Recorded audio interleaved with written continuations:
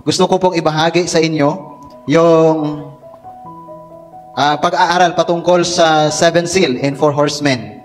Ilan po ba sa inyo nakakarinig na nun? Posible, nakakarinig na kayo nun kasi nandito yung mga magagaling patungkol sa prophecy. At dito po mga kapatid, gusto ko lang pong ibahagi, i-share sa inyo na mabigyan natin ng diin or pagkakataon na pag-aralan yung revelation yun, no?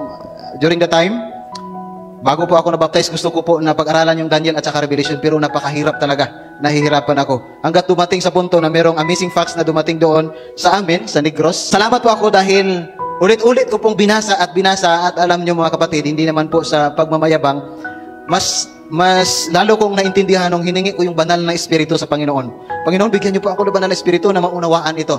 At habang binabasa ko, hindi lang 1 time, 2 times, 7 times, sa ulit-ulit. Habang inuulit-ulit ko, maraming mga sermon na nagawa. Sabi ko, amazing talaga. At gusto kong itong i-share din sa mga kapatiran. Ano po? Ngayon, ating pag-aaralan, sabi niya dito sa Revelation chapter 6 verse 2, "And I saw, and behold, a white horse, and he that sat on him had a bow, and a crown was given unto him, and he went forth, and to conquer in conquering." Bago po tayo magsimula, tayo po muna ay manalangin. Let us pray.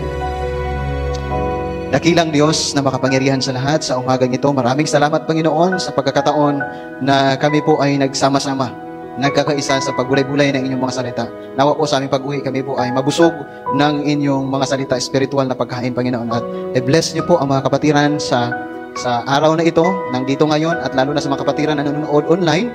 At ganoon din po, Panginoon, aking hinihiling ang banal na Espiritu Santo, busbusan niyo po kami, Panginoon. At ganoon din po, bigyan niyo po ako ng authority na sabihin ito sa mga kapatiran. Bigyan niyo po kami ng karunungan sa pag-unawa nito. Maraming salamat sa pagdinig na aming panalangin. In Jesus' name, Amen. Maraming salamat, mga kapatid. Tuloy tayo. Dito po una sa 4 na kabayo or horsemen na nakita dito, isang white horse. Anong ibig sabihin ng white horse? Ito pala yung ibig sabihin. From 31 AD to 100 AD, here in a pure church, a pure faith, growing cut to conquer in force of evil. So, ibig sabihin, yung puti na kabayo, ibig pala sabihin ay ang puting church or yung totoong church.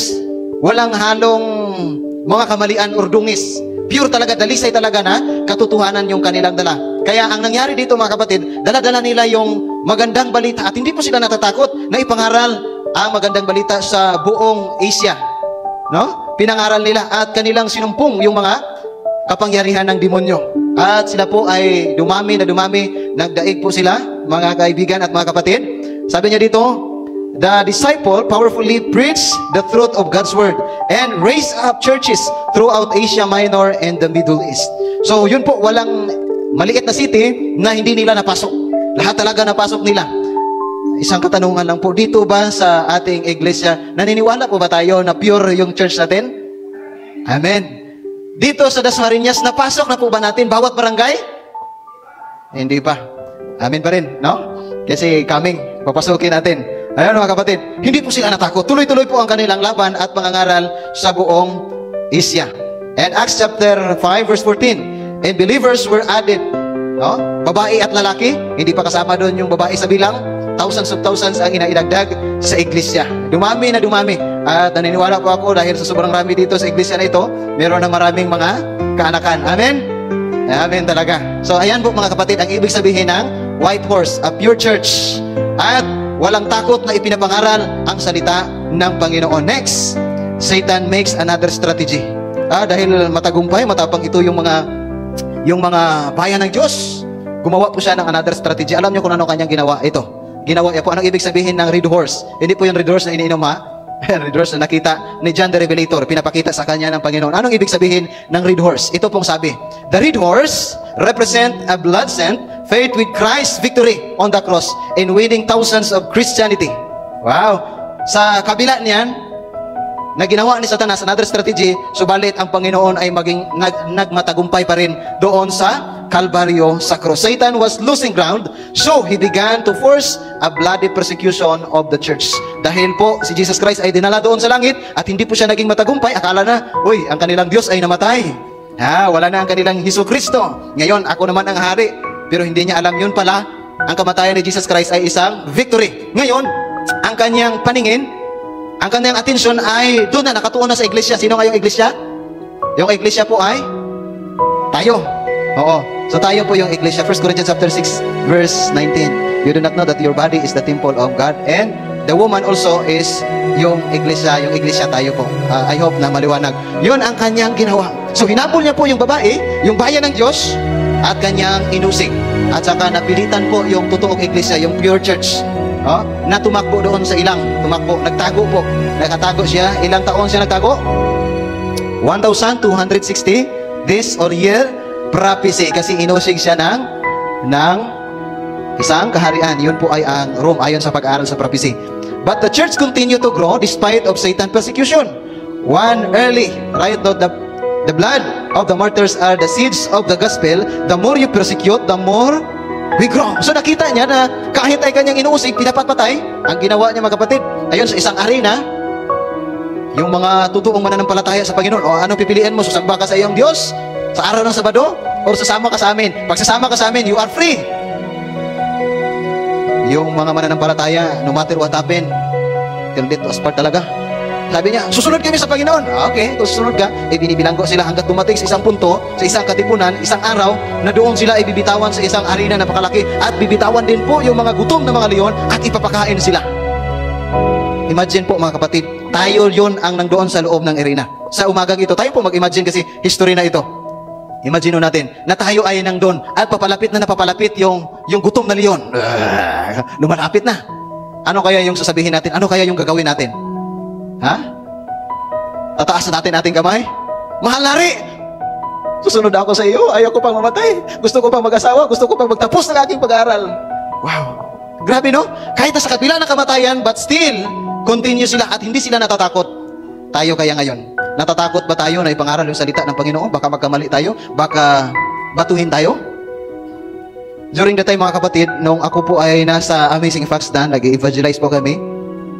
At one time po, kasi sabi ko, ang dami ng lugar na aking napuntahan, nag-ibanghilyo, sabi ko sa aking bayan na naman, bumalik ako doon sa aming barangay. Alam ko na very devoted talaga kasi during the time ako isang sakristan din. At napakahirap talaga doon sa aming lugar. Sabi ko, kahit na matigas sila, kasi sayang to na magandang balita, yung natutunan, ang kaalaman na ipinapangaral ko sa ibang tao, subalit yung aking mga kababayan ay hindi pa nakakarating dito. Sabi ko, uuwi ako doon ako mangaral. Nangaral doon mga kapatid, sobrang hirap, walang budget, kunti, pero kumakain kami ng NFA. Yung iba kong kasama, sorry to tell you, umuwi talaga sila kasi sabi, ganito pala yung buhay ng missionary. Nasa taas pa kami ng bundok, tapos mangaral kami doon, bababa pa kami. Oo, sa gilid, saka sa harap, mangaral doon, tapos pag uwi, akyat naman, madulas naman. Ganito pala, sabi ko ganito yung buhay ng missionary. Tiis lang tayo. Kahit tuyo, wala na kaming maulam. Kaya mabuti na lang yung Panginoon, maraming damo. Pumasok ako sa gitna ng kampo at nanguha ng mga damo-damo, tinikman ko. Para hindi naman tumapait, pwede siguro tugulayan, ginulay. At mayroong ulam, masarap naman. Kaya naimbintuhan ko na yung damo na yan ay pwedeng gulayin. Ayun, so yun mga kapatid, umuwi sila kasi sobrang hirap pala ng missionary. Nangaral doon mga kapatid, isang buwan. Alam nyo, yung Amazing Facts, pag nangaral sila isang buwan, 2 months na groundbreaking, 1 month na Bible prophecy seminar, hindi pa nakalagitnaan ng seminar. Kasi yung tinitirhan namin, tumutulo din, walang tamang sarado, walang yung pintuan, bukas lang talaga. Yung bintana, bukas din. Pagkagabi noon, na present ko yung sapat, binato kami. Kasi nakaduyan ako pagbato, nakagising ako ganon. Tinignan ko, doon na dumaan sa aming pintuan, marami pa akong mga kasama ng mga kabataan, ng mga babae. Sabi ko, Panginoon, ikaw na yung bahala. Basta tutuloy namin ito yung pangangaral. Pagkasunod na gabi, yung kapitan, bombastic na ako mga kapatid. Tira! Sabi ng kapitan na kainom. Ay, maninoy ko yun. Alam niyo yung maninoy? Ninong, no? Ninong. Oh, ninong yun. Sabi niya, Ayado, itigil mo yan, itigil. Pinapahinto na pala ako. Hindi po tayo natatakot kahit naka-live tayo. Nandun po yung teacher ko na yung anak niya ay pare din. Laging pumupunta-punta doon kasi nandun yung mga references, tinitingnan niya kung yung sinasabi ko totoo talaga. Sabi ko, dito ako pinanganak, alam ko yung mga tao dito. Handa na po ako, Panginoon, na mapatay. Wahala na. Sityo, marami tawag doon sa amin. Grabe. Pagkasunod, lumapit yung aking isang kapatid, step brother na merong grupo-grupo din.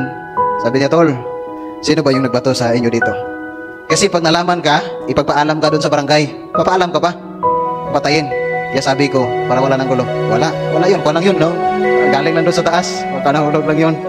At gabi-gabi po, merong mga tanod kasi yung stepfather ko ay tanod din. Binantayan na kami. Hanggang natapos po yung crusade. Maraming gustong tumanggap sa Panginoon, kaso nga lang, in-house to house din nila. Na huwag kayong tumanggap, huwag kayong maging Adventista. Pag nag-Adventista kayo, tanggal yung inyong purpose, tanggal yung inyong, alam nyo na yun, mga benepisaryo. So kung ikaw, ano yung pipiliin mo? Susunod ka sa Panginoon, or mawalan ka ng benepisaryo? Marami kang mga anak. Pak. Brother Erwin, wag na lang muna kami, sunod na lang. So dito mga kapatid, yung mga disipulo ni Kristo, yung totoong mananampalataya ni Kristo, ay patuloy pa rin sila, kahit na inuusig sila. Ngayon, inuusig ba tayo ngayon? Inuusig pa ba tayo ngayon? Wala na, no? Pero wala na rin, hindi rin tayo nangangaral. Praying mga kapatid, na tayong lahat, TMI, total member involvement, mangangaral tayo. Amen? Sino dito sa atin walang cellphone? Totoo, honest. So ibig sabihin, isa lang. Si kuya lang yung walang cellphone. Dalawa sila walang cellphone. The rest, lahat ay may cellphone. Gamitin natin yan. Media ministry. Meron kayong TikTok dyan, may FB kayo, yan, may Messenger kayo dyan. Lahat po yan gagamitin natin, mangaral tayo. Ay ano, may load naman dito, no? Plaster mo dyan yung cellphone mo, magla-live ka doon, mensahe na po yun. Alam nyo, maraming mga tao na busy ngayon. Through social media, maaabot natin sila. Huwag po tayong matakot sa katotohanan. Sayang po yung katotohanan ng ating nahahawakan. Now, from AD 313 hanggang 538, the church cast down the truth. Ito na nangyari mga kapatid. Kasi dumami yung iglesia, yung membro sa iglesia, ang nangyari ito na. Sabi niya dito, Revelation 6 verse 5, and when he had opened the third seal, he heard the third voice says, come and see. And I beheld, and lo, a black horse, and he that sat on him had a pair of scale in his hand. Merong timbangan sa kanyang kamay. At nung tinimbang po mga kapatid, nakakalungkot kasi kunti lang yung nakikita na faithful sa Panginoon. Nakakalungkot. So dito nakikita na yung totoong iglesia, dahil merong maraming pumasok, ang katotohanan ay kanilang tinalikuran. Bumaba po yung dignity ng iglesia. The black horse represent compromise and error. I-compromise yung katotohanan. Sa atin po, din po ba na-compromise natin yung katotohanan? Merong tatlong definition ng katotohanan. Una, ang salita ng Diyos ay katotohanan. John 17:17. Pangalawa, ang kautusan ng Panginoon. Psalms 142 verse 105. Ang kautusan ng Panginoon ay katotohanan. Ano pa? Si Jesus Christ ay katotohanan. I am the way, the truth, in the life. Yun po ang katotohanan. Atin bang na-compromise ang katotohanan? Ang kautusan? Nilapastangan ba natin mga kapatid? Ilang oras yung isang araw ng pagpapahinga? 24 hours. Ilang oras yung pagili natin? Hindi po ako nagpapatama mga kapatid. Gusto lang po na ating i-realize kung gaano kabanal yung araw ng Sabat, dahil yung nagbigay niyan ay banal. Gusto ng Panginoon na yung mga tao ay magiging banal. Kasi nga po hindi tayo makapunta sa langit pag hindi po tayo banal. Amen? Yun lang naman ang pakay ng Panginoon. Gusto ng Panginoon na magiging banal tayo. Hindi lang for on that day, on that Sabbath day, but in the rest of our life. Amen? Yun po ang gusto ng Panginoon. Atin bang na-compromise ang ating Panginoon? Alam na natin yung katotohanan, pero atin pa yan na tinatalikuran si Jesus Christ. Sabi ng Panginoon, huwag mo itong inumin kasi ito nakakasira sa iyong kalusugan. Alam niyo yung may mga, hindi naman tayo uminom ng alak, no? Pero yung may mga colors, alam niyo na yun. Minsan na naman to, once in a lifetime, once a year lang naman to pag may okasyon. Compromise hindi. Na-compromise natin mga kapatid. Ang kautusan ng Panginoon, na-compromise din po ba natin? Atin po yan pagbulay-bulayan. This is the big reminders para sa atin, yung history ng ating mga magulang, yung naunang mga iglesia sa atin. Acts chapter 20 verse 26. Wherefore, I take you to record this day, that I am pure from the blood of all men. So dito po mga kapatid, gusto po ni Pablo na sasabihin sa mga leader ng iglesia na dapat po ay magiging handa ang mga tao doon. Sabi niya, magpili ka ng mga leader dahil sa aking pag-alis ay merong papasok na mga matatalinong tao. Parang aso sila, napakatapang talaga. Gusto nila sila yung masunod. Ako yung nagpapatayo ng church. Sa akin po yan, yung lupa na yan. Dapat akong masunod. Ako ang pinakamayaman dito. Dapat ako ang masunod. Kahit yung elder, first elder, kaso nga, kunti lang yung pera niya. Sana po mga kapatid, hindi po nasusukat sa ating kapangyarihan. ano po mangyayari mga kapatid? Saan po dapat kukuha ng kapangyarihan yung church? Saan? Sa Diyos. So nakikita dito na ang iglesia ay nagkuha na ng kapangyarihan hindi sa Panginoon. Sana, sa state. Kumukuha na siya dahil sa kanyang pera, dahil sa kanyang kapangyarihan, sa kanyang otoridad. Now, Paul died in the 1st century, but expected savage waves would come into the church after my departed. Yun, sinabi na po yan ni Paul. Niya, sa aking pag-alis, alam ko na maraming papasok talaga. Sabi niya dito, yung mga talagang napakabangis talaga. Sabi natin, ano pa doon, pinaka-negative, yung matapang talaga, no? Yun po ang paalala ni Pablo sa atin. Tuloy po tayo mga kapatid. 538 AD hanggang 517 AD. Church continue to grow without the power of God. Ang ating iglesia ba ngayon mga kapatid ay lumalago na ayon sa kapangyarihan ng Panginoon or ayon sa ating kapangyarihan? Mga kapatid, mga kaibigan, and he looked, and behold, a pale horse, putla. And this name that sat on him was Death. Patay talaga, no? And he followed him with him, and power was given unto them over the fourth part of the earth, and killed with the sword, and with hunger, and with death, and with the best of the earth. So, ito na yung nangyari sa ating iglesia. Sa katotohanan, ito po yung pang-apat na church o pang-apat na horsemen. Church continue to grow without the power of the Holy Spirit. Patuloy po siya, pero wala na po yung gabay ng Banal na Espiritu Santo. During this time, church and the state, United States, in the form of papacy, church dogma took the place of the Bible. Kinuha na po yung bisa ng Biblia. Hindi na po yung Biblia ang the pillar of truth. Kung ating makikita mga kapatid sa Revelation chapter 12 and 17, yung babae po na nakatayo sa buwan, na naramtan ng araw, merong 12 stars sa kanyang ulo. Ano po yung binibigay ng tatlong liwanag niyan? Maganda na yung glow, no? Ano yung binibigay ng buwan, araw, at saka ng stars? Ha? Liwanag. So dapat dahil yung babae ay ang church, dapat ang kanyang pundasyon ay ang Biblia. Thy word is a lamp unto my feet. Dapat yung pundasyon ng iglesia ay ang salita ng Panginoon. Pero ano nangyari dito? Walang bisa yung Biblia dahil saan na siya kumuha ng kapangyarihan? Sa state. So yung state at saka yung church ay nagkaisa. Kaya ating makikita sa Daniel chapter 2, itong dalawang, ano tawag dito? Ha? Paa. Tight. No?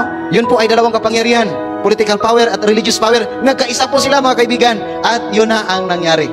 Nawala na po ng kapangyarihan. Napakaganda talaga sa Panginoon. Kasi maraming mga tao gusto nila na walain ang kapangyarihan ng Biblia. Gusto nilang palitan. Pero nanatili at nanatili pa rin ang Biblia na pinaka tawag dito bestseller sa mga bookstores at sa kahit saan. At maraming tao ang gustong bumasa pa rin ito ng katotohanan. Patuloy po tayo. Faithful Christians were imprisoned during the dark ages and were born at the stake. Grabe, no? Yung naranasan nila. Bagapaman ang nangyari dahil patuloy pa rin sila, yung iba doon ay patuloy na nanampalataya sa Diyos. Kaya, sige, kung pagpatuloy kayo, ang ginawa ng mga Roma, mga kapatid, kaibigan, yung mga pope, dinala nila doon sa isang lugar, sa Inquisition, mababasa natin doon sa The Great Controversy, dinala nila doon, at yung mga totoong mananampalataya, pinapapili. Saan yung pipiliin mo? Susunod ka sa Diyos o sa amin? Pag susunod ka sa Diyos, yung mga babae, meron silang machine na yung boobs, ang tawag dito? Basta ganun. Sa mga babae, yung i-press na iiyak talaga yung mga babae. At yung mga lalaki naman, merong pinakamatulis na nakatipa sila, nakatali yung paa at saka yung kamay. At biglang bibitawan at matutusok.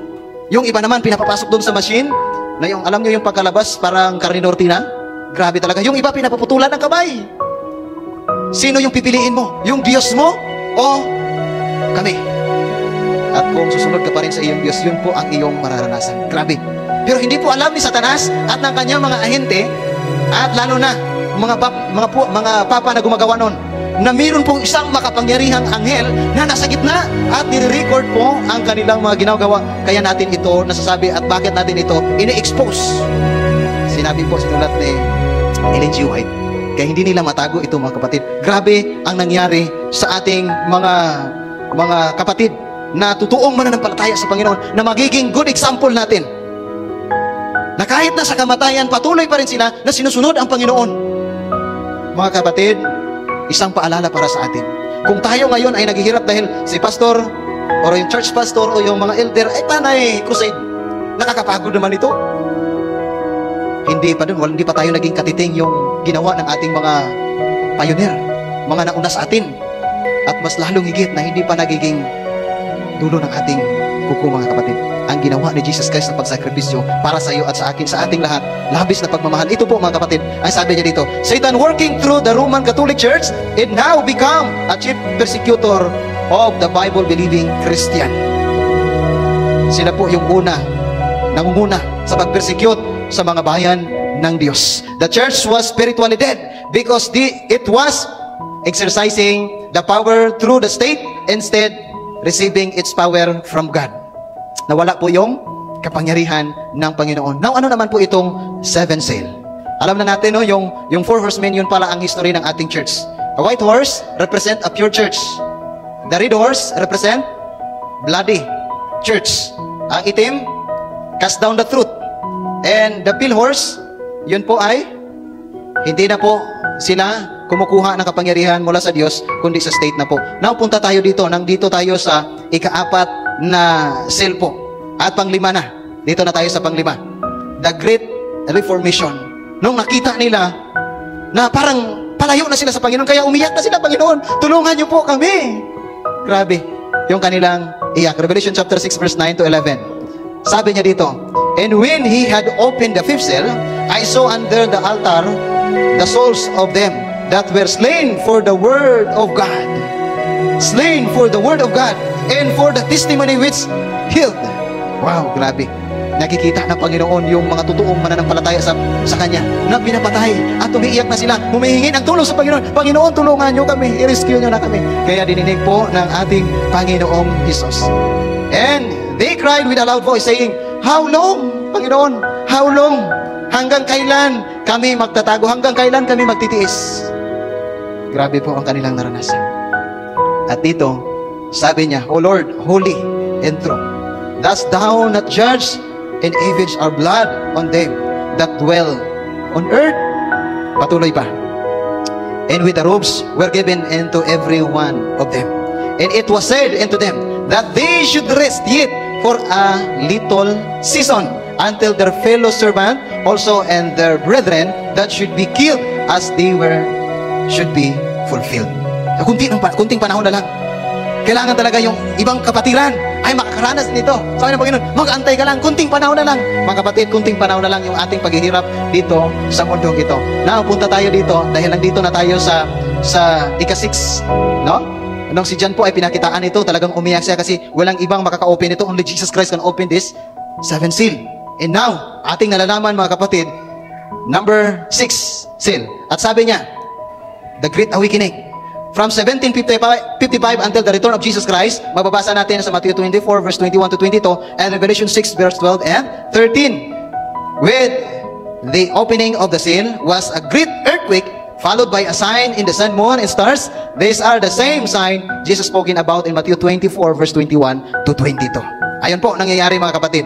No? The great earthquake took place on November 1st, 1755 nangyari. At totoo talaga at mapagkatiwalaan ang sinabi ng Biblia. At yun po ang nangyari. Next, anong nangyari? Ito po, malaking pagdilim, biglang pagdilim. The dark day was May 19, 1780s. Yun po ay nakarecord po sa Advanced Science na na-record at buti na lang meron tayong kopya na nakuha, mga kapatid. At ito pa, no? The stars falling from heaven happening on November 13, 1833. Great meteor shower.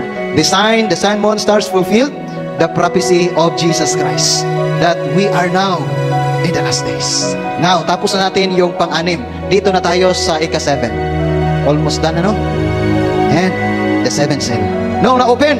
When he opened the seventh seal, there was a silence in heaven for about half an hour. Revelation chapter 8, verse 1. Dito po, meron tayong kunting mathematics.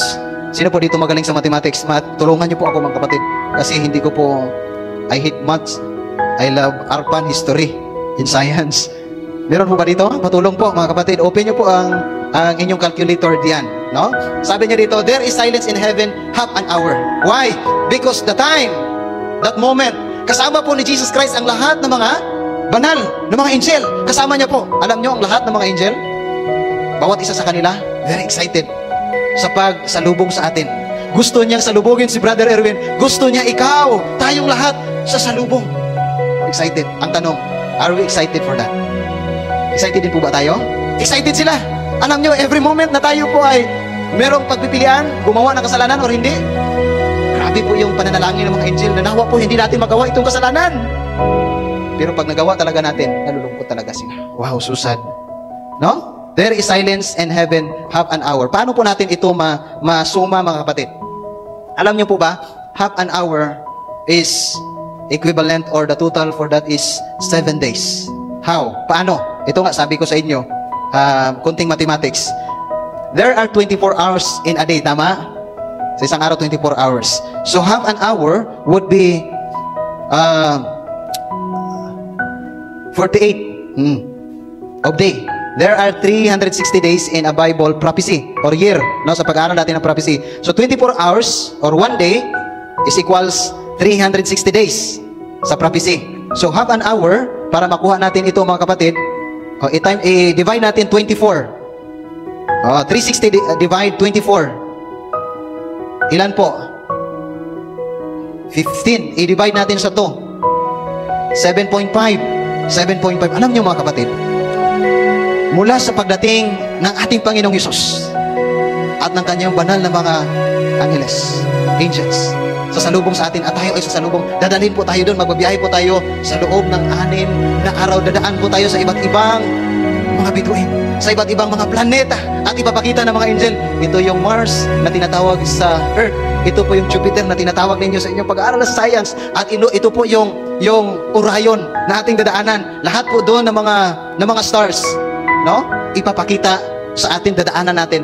And on the 7th day, makakarating po tayo doon sa langit. At si Jesus Christ magsasabi, now, congratulations, welcome home, my sons and daughter. Amen? Grabe, mga kapatid. So, nasaan na tayo ngayon? Nasa 6th seal na tayo. Yung pang 7, there is silence in heaven, yun po ang ating isang napakalaking pag-asa, ang pagdating ng ating Panginoon. But, meron pang event na hindi nangyayari. Ito, mga kapatid, baka magulat kayo dito.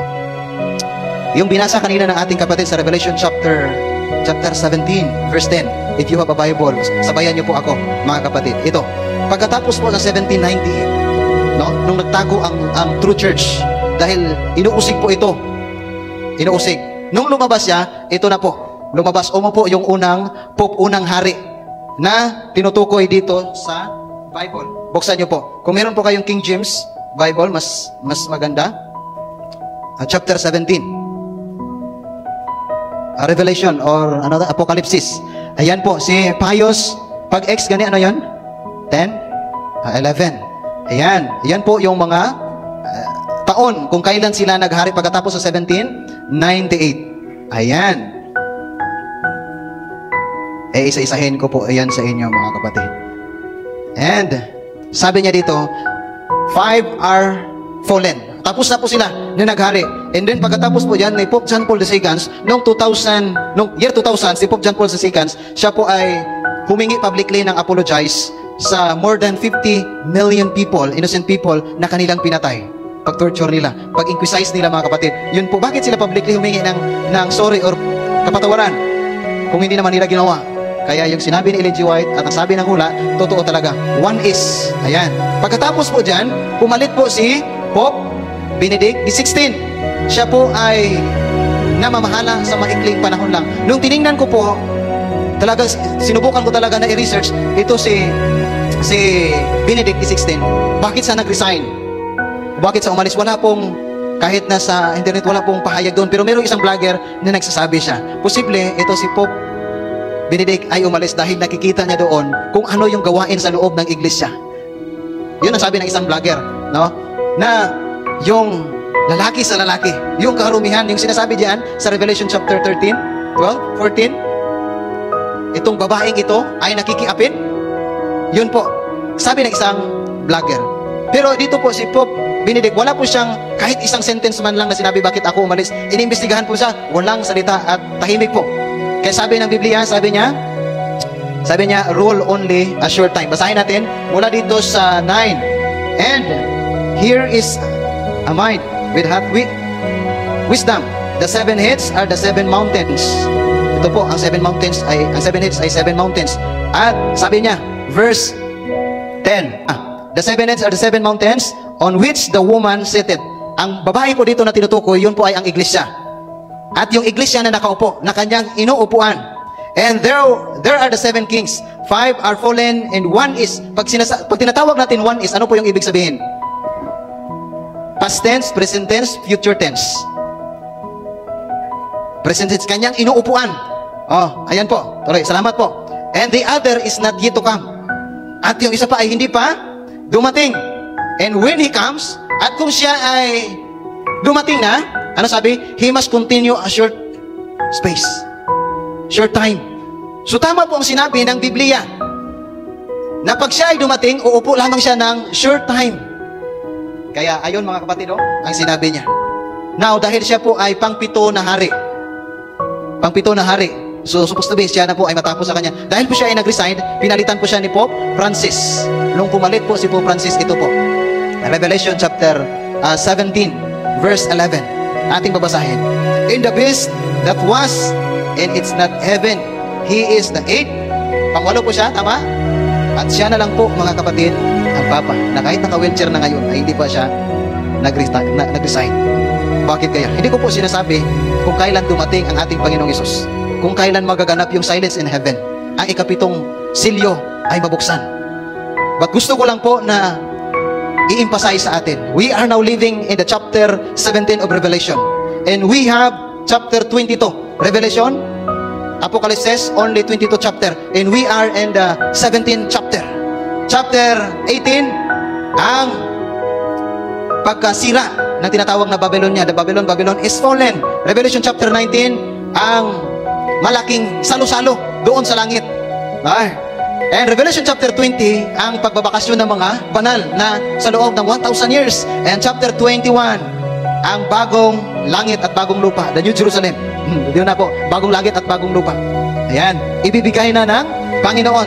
Chapter 22, yun na po, si Jesus Christ ay mananahan kasama natin. Wow! Mga kapatid, kaibigan, kung ating titingnan, balikan natin cleansing the temple. Mayroon pong tinatawag doon na 10 days, tinatawag Day of Atonement. Pag dumating na po yung Day of Atonement, bago po yung Day of Atonement, mayroong natira na 10 araw. Yung mga priests po doon ay magpapatunog ng kanilang mga instrument. Tama po ba? Na ibig sabihin, yung mga Israelites ay maihanda na ang kanilang sarili kasi meron na lamang 10 araw na natira. At doon po araw-araw sila na kinoconfiscate ang kanilang sarili. Tinitingnan ang kanilang sarili, ini-evaluate ang kanilang sarili kung sila ba merong kahit maliit na kasalanan, even the priest, kung meron po siyang kasalanan.